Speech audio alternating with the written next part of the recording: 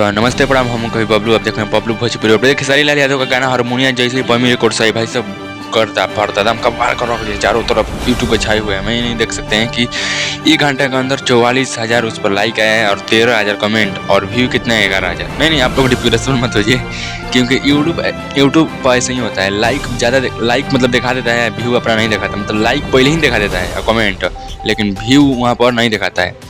बताइए कि 44,000 लाइक है, मतलब लोग लाइक किए हैं 44,000 और 13,000 लोग कमेंट किए हैं।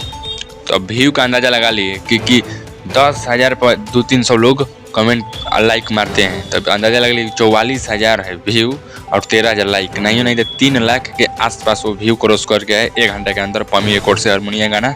और यूट्यूब हैंग हो गया है, एक तरह से कहिए कि यूट्यूब हैंग हो गया है। यूट्यूब उसका असली रियल व्यू नहीं दिखा रहे। 4-5 घंटे के बाद ही असली रियल उसका व्यू दिखाएगा। लेकिन गाना ज़बरदस्त है। कृष्णा विदर्ती और आर्या शर्मा म्यूजिक का दिया, खुशी कंकर का गाई हैं।